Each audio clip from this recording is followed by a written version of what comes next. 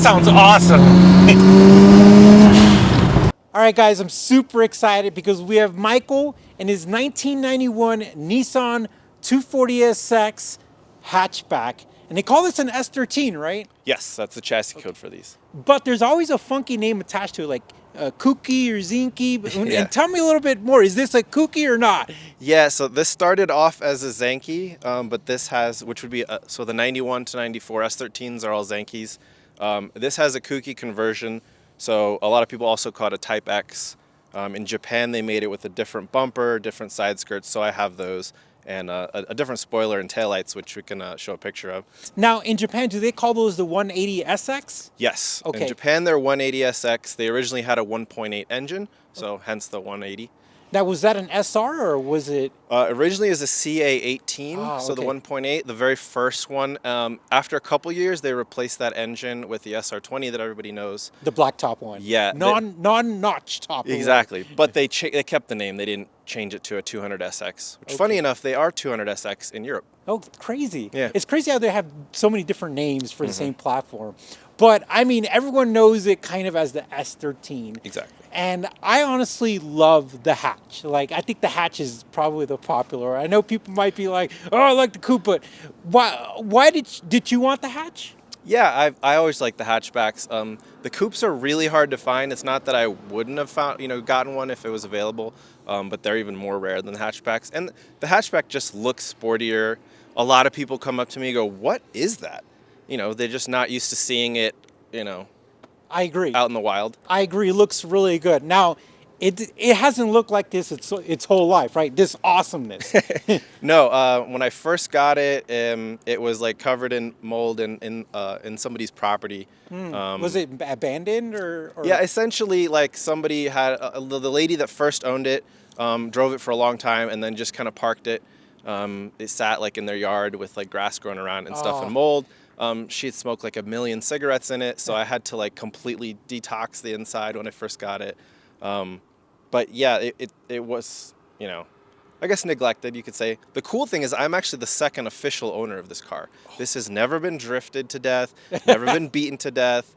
It's not a track car that, I had to put parts back on, so. And especially people our ages and the JDM community, these hold a special place in our heart because you're right, a lot of these have been drifted.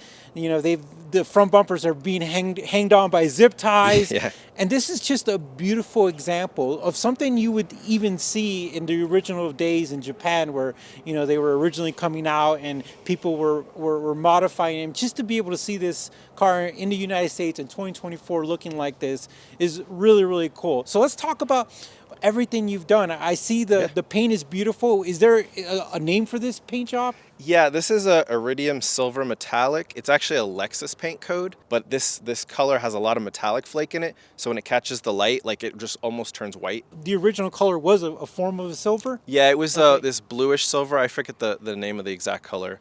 Well, that's smart because you didn't have to worry about like the door jambs or anything like that because it kind of blended into it. There's parts of the interior where it was kind of that in mind, but when I did the restoration, it's about 2.5 years ago now, we actually did do everything. So the engine came out, the wiring harness came out, everything out of the engine bay came out. The front glass, we actually just kind of cracked it and pulled it out. It was redid the whole glass. The quarter glass pieces are the real 180 glass. We pulled the old ones out to do that. We did door jambs. We did anything that you could see easily. We stripped down and painted. I love it. But I have to talk about the wheels because the wheels match with it so well. How did you go with the 5 Ziegen wheels? Like, what was your thought process with that? So this is actually turned in kind of in a happy accident. The car before this was an S2000. I got the wheels for that. And then, long story short, it was stolen and I had to get basically like, they totaled the car. So I got the wheels off that. Funny enough, the guy, when he pulled them off the S2000 at the junkyard, he set them aside and they smacked face first into the ground, or one of them did. So that kind of led me to, they were bronze, so that led me to stripping them and getting them polished. But the fitment actually is perfect for this car. Are you serious? And the time period as well. I mean, it's the 5 Ziegen ProRacer is that, early 90s style. That is so cool that you polished them. Yeah. Like, I thought that that's how they came, but you actually had them polished and stuff like that. Yeah. So I started and stripped them and stuff, and then I actually took them to somebody that did aluminum polishing because that's a lot of work. I love it. And I see that you have the Z32 brakes on it. Did you do that conversion? Yeah, I did that. Actually, right after I moved here, I realized I really wanted to have good brakes with all the mountain driving we do here. So I did the Z32 front upgrade. I'd like to do the back, but it's really involved, so maybe one of these days. Did you have them repainted? Because they look brand new, like the hardware looks new. I love the gold.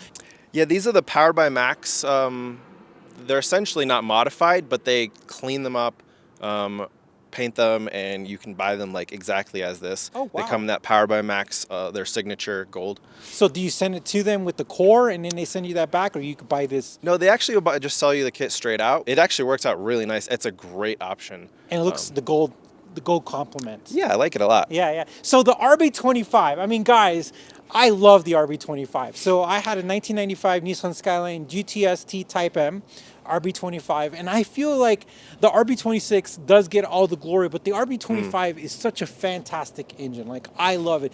Tell me why you picked that, how the process of swapping it in, and what you've done to it. All right, so obviously, if money's no object, everybody's going to buy the RB26. But obviously, money is an object, and the RB26 motors are extremely expensive.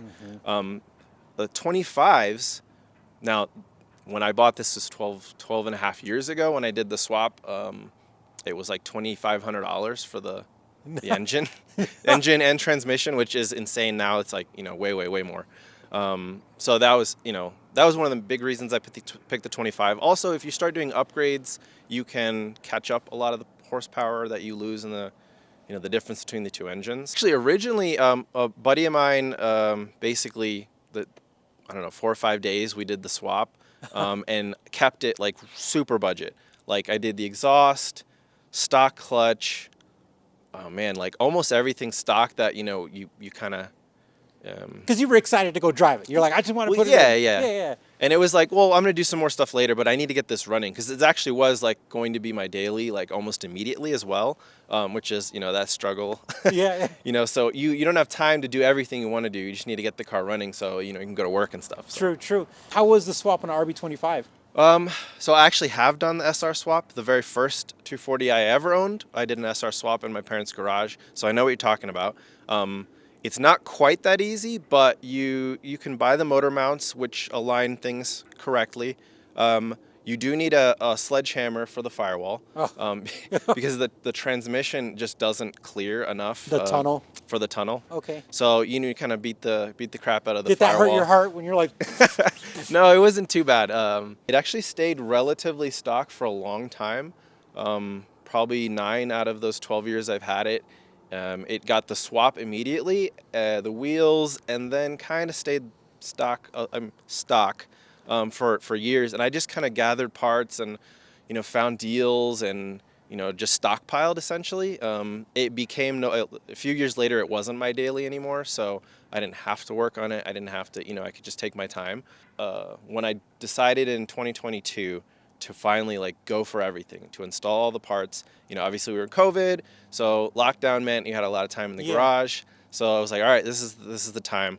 So I decided it's gonna get painted, it's gonna get refreshed. Go all out. All out. Everything that I could do, at least with the parts I had, and That'd have been fun though. It was fun. It was fun until I decided to move to Colorado right in the middle of the project. So no. It was literally like the engine was in my garage, the body and everything was at the paint shop when my wife got a job offer to move out from Florida to Colorado.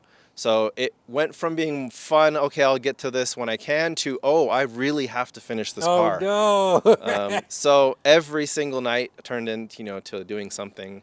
Kind of like a SEMA build. You're like, I gotta finish it. Yeah, it was very much like a SEMA build. Like, this is getting on a trailer, in a couple months, so... but you did it. Yeah, I did it. That's awesome. I drove it up onto the trailer and towed it out myself. That's gotta feel good, though. Yeah. It did after the end. I hated this car for a while. Yeah. That's all car guys. Yeah. They go through a love and hate relationship. Yes. And you've got a Tomei turbo on it, right? Yeah, I did the turbo upgrade. Actually, like the factory turbo was fine for a while, and then it started to leak. So there you go. Was it smoking? Yeah, it started smoking. So I was like, all right, well, it's time to gotta tell my wife, like, oh, I have to upgrade the turbo. There's nothing I can do, right? Yeah, so. you have to. No, it's it. Tell me, what exhaust are you running out of curiosity? So it's 3-inch downpipe, 3-inch test pipe, and then it's actually an original. It's an N1 dual style, but it's an ISIS, which turned into ISR, the Injuku brand. Not but ISIS, this the terrorist group. Not the terrorist group. They actually rebranded because I think of the association. Oh, okay. They created their company before that was like a thing, and then they had to change it to ISR. But this actually has the original ISIS, not the terrorist group, logo on the exhaust. That's awesome. Yeah. I love it. I love it when you can find OG parts and stuff like that. Tell us a little bit how you got into cars. Yeah, so the first car I got was an Integra.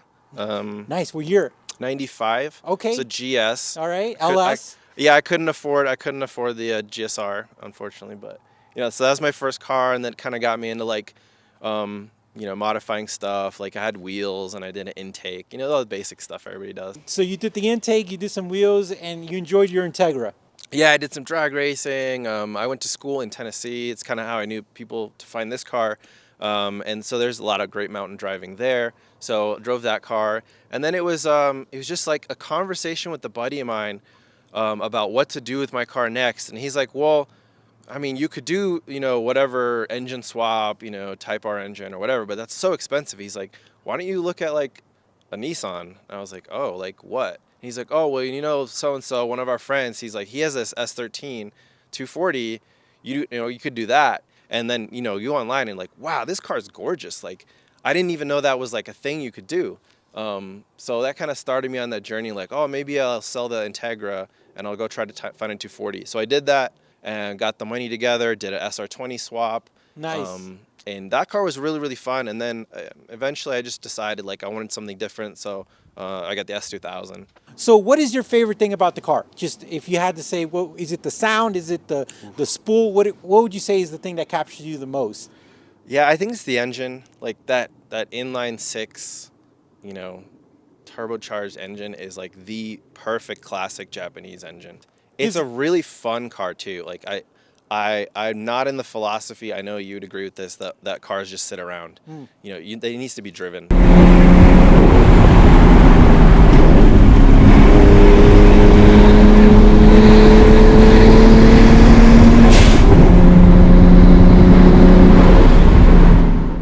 And you got a YouTube channel too, right? You're doing some... Yeah, I'm doing some driving stuff, so just plug it in. GoPro, I have an Insta360 camera I've used. Just trying to find the right like vibe and style for the channel. What is your Instagram handle so the fellow Nissan guys could follow you on that? Yeah, it's MND3SIGN, so MN Design. And we're going to put it right here. The first time I saw it, like, it just stands out. It's just such a beautiful car. And we really appreciate you taking the time to share the car with us in the channel. And I'm sure other people just love it as much as we do. But thanks, Michael. Thanks for sharing the car with us. Yeah, no problem. Thanks, Michael. Yeah, thanks.